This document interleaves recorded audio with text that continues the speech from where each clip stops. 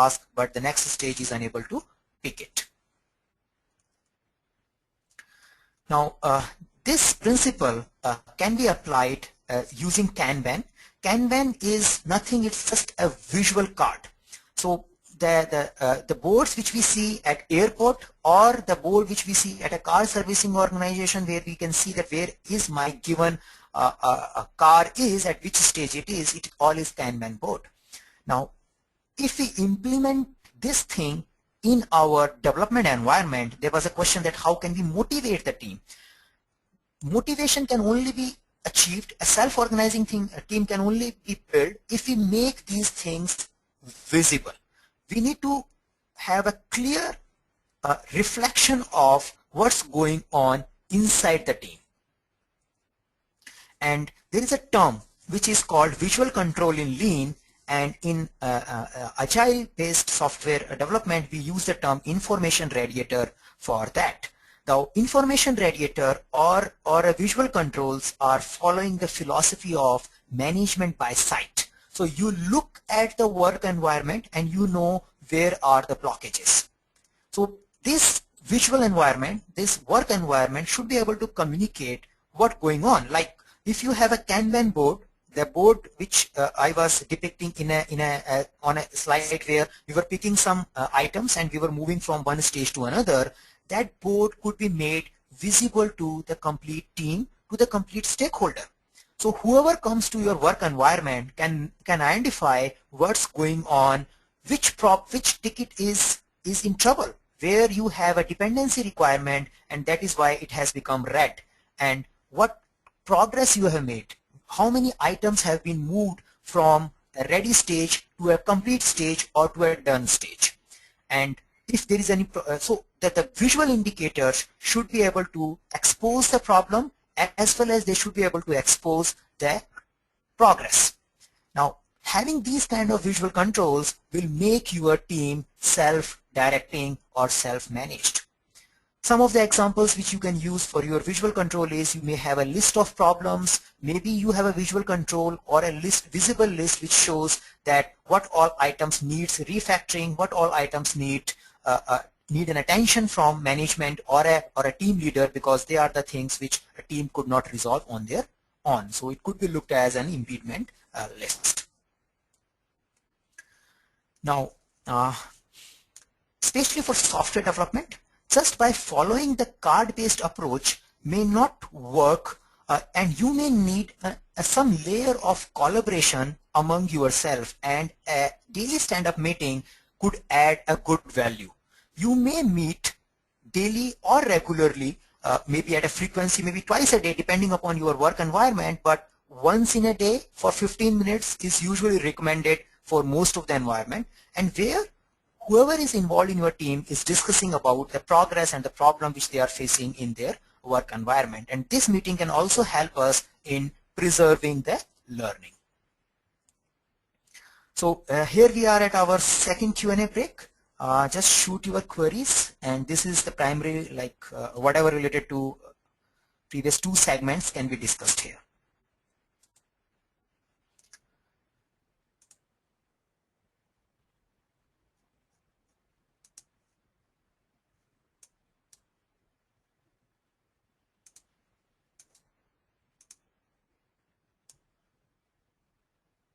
Srilanga, I am audible, no? Yes, the screen actually, I'm also facing some problem. The screen was actually stuck for a little while. I'll just post the last poll. Okay. Just a sec. Last poll, don't post it now. Just send me the queries if you have any. Sure, I will do that. Yeah, the poll we will take it post Q&A break. Sure. All right, I've started sending you some. Okay, so now there was a first query that what is the difference between pull scheduling and agile backlog? Both the things are same. Actually, the agile based planning, the way we do planning in agile is using pull based scheduling as a mechanism. So you can think like pull based scheduling is a primary funda, and on that basis of principle, agile plannings are done. So in Scrum we talk about that we pull the work from a product backlog. So you may have a long list of work which a team pulls it on the basis of the capacity they have. Okay, the second question, how push and pull schedule for preventive maintenance activity in IT infrastructure and application services.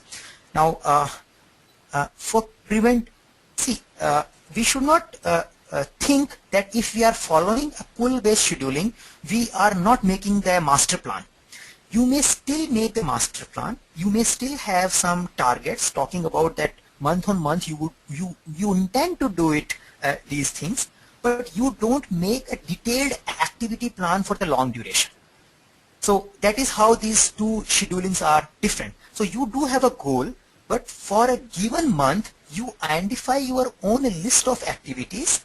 The team as well as project manager both collaborate together, and they identify their list of activities and they work on it. So especially for maintaining the things, preventive or corrective maintenance related environment, visualizing the work and workflow is relatively feasible, more feasible than other industry, and it can add a good value because things are visible to the organization as well as the team members. Okay, the next question I'm picking is, for such methodology, is it required to have some experienced team, as the freshers are not sure what are the prerequisites of the next guard? Now, a very valid question. Now, see, as I was giving an example of airport, so it is expected that people should be knowing that what work they have to apply on a given task. So we need to have a proper training and facilitation process where they know that what has to be done if they get X work in their bucket. So by way of connecting people with the experienced resources, or by way of providing training, we can achieve this stage. If you have many freshers in the team, then it might be advisable that you pair them with an experienced people till the time they start learning it. But we have seen many times that people learn quickly. The only problem usually we face is, as a manager, we think that they won't be able to figure it out, and we try to help them a lot. If we really give them the goal becomes clear that they have to figure it out their own, you can find the way. Now, the second question, in the pull-based system, how can the manager measure the productivity of a team member? Is it possible for a team member, that a team member pull majority of a given team member pulls a majority of the task? Now, good question. When we spoke about the Kanban board, the work, whoever is picking that board is putting the stamp of his or her name on that work. So we have a way of identifying who is picking what quantity of work. So rather than, maybe we don't talk about a very defined matrix that we look at the end of the month, we try to identify how many work item X person has closed or X person has worked on, but definitely as an agile coach or as a project manager, we need to keep an eye on that who is not yet able to pick a good amount of or a required amount of work from the pipeline or from the queue, because we need to help that individual so he become intelligent enough or he becomes capable enough to contribute for the development process. So you can easily identify, because the task is expected to have a stamp or a name assigned, whoever is working on it, and that is also quite transparently visible. Now, the pull-based system itself is coming with a monitoring mechanism. So if you do that 15-minute meeting, if you keep the work visible to all, your workforce, your team member will face good amount of peer pressure, because everybody is aware that who is working on what and how much work you are pushing it to the second stage. So this kind of transparency does bring good amount of self-managed behavior in the team members.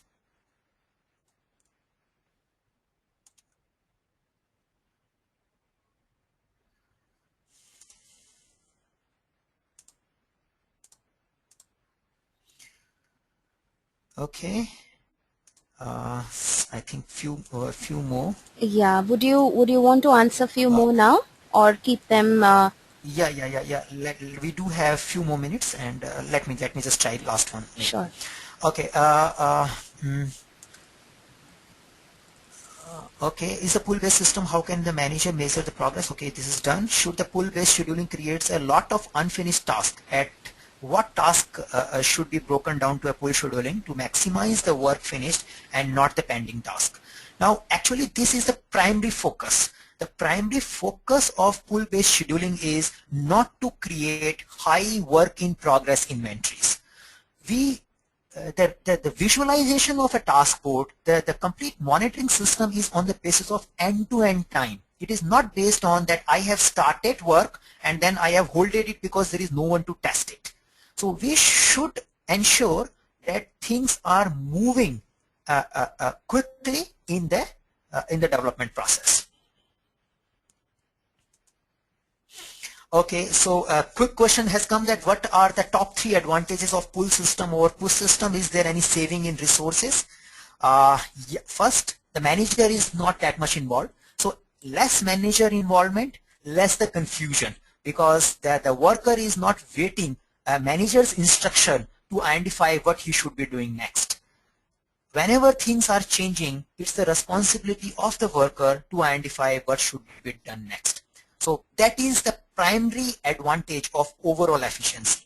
The second advantage which you can look at is that we know that detailed plans never survive with the reality, with the contact with the reality. So better we make a top level summary plans and leave the details to be figured out by the team member. So as a project manager, you don't spend time in doing something which you are not that efficient of, because changing situation and the detail level instructions is something which team can identify on their own. So this is like a primary driver for a pull-based system, and you will realize that most of the time you are following it, but you may not be having structured approach of following. The manager may be just telling that, okay, these are the 3 possible things you can do, and if this doesn't work, take the next one. So we use a lot of judgment. Here we are trying to say is that make it more structured.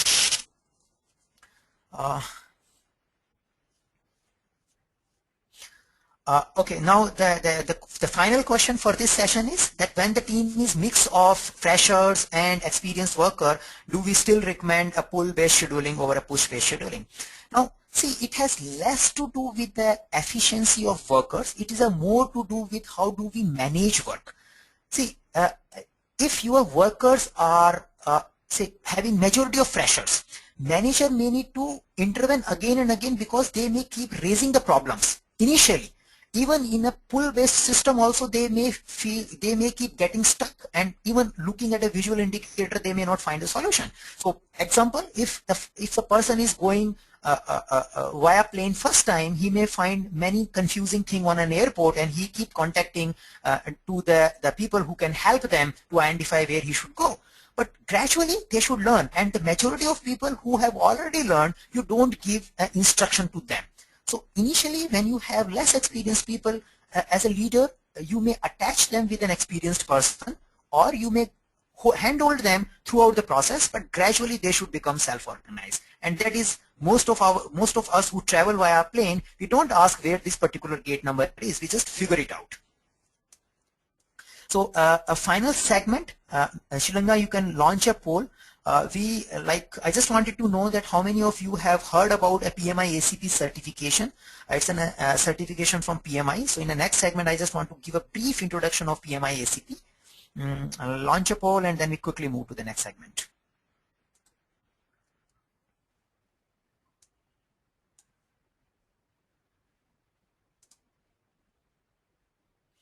I'll launch the poll quickly. Yeah.